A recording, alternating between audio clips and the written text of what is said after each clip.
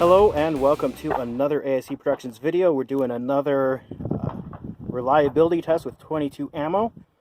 Today I have this Winchester Xpert22. This is not the version of Winchester I typically buy because it's not usually what's available, but it is what it was available this time.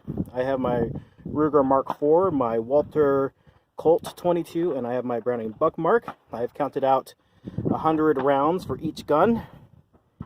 And I only have one magazine for this, where I have 3 and 3, so it makes it a little bit easier for these guns. But we're going to go ahead, put 100 rounds through each gun, and see how many issues we have for each gun. So we'll be back in a few minutes. I'll do the Mark IV first.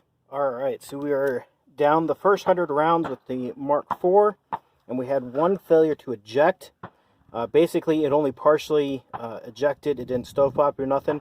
And this felt like it was a light round, like it didn't have a full powder charge or something. So, one problem with 100 rounds with the Mark IV. Now we're going to go on to the Colt.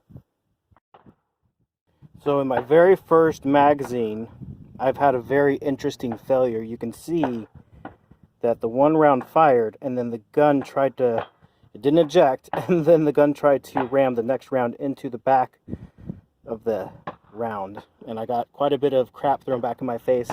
This is why you should always wear safety glasses when firing, especially even when 22s, things like that. I got a lot of crap thrown back in my face on this one. So we'll go ahead and clear this and keep going. Alright, so we finished up with the Walter Colt, and we just had the one failure out of 100 rounds. What it looks like happened, even though there's 2 rounds here, it looks like the back end blew out of the one round and shoved the other, when the gun cycled, it shoved the other bullet into it. So I wasn't comfortable firing this round.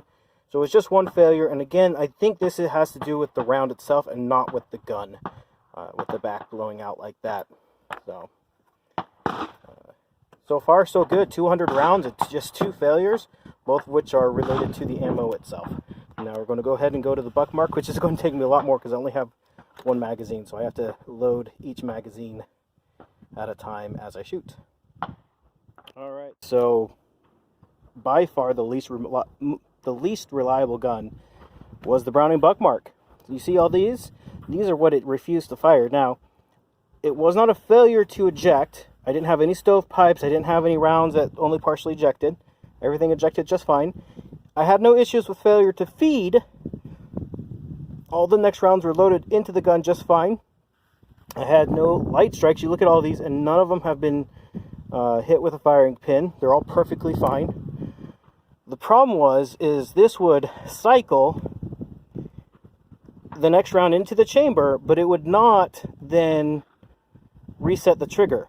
And so when I'd pull the trigger again, and I completely released and pulled the trigger again, it would not fire the round. Nothing happened. It was as if I had not cocked the gun. So, not quite sure what the issue is with that. So, the Colt had one issue, and it was definitely an ammo issue. The Ruger had one issue, and it was definitely an ammo issue. The Buckmark, on the other hand, had 0 ammo issues, but had issues with the gun itself. So, very disappointed with this gun today. So, yeah, that's reliability test with this Winchester Xpert. I like this ammo. I'll probably buy it again. It was actually fairly good priced at the Walmart by me. They've been real hit or miss on what ammo they have had in there.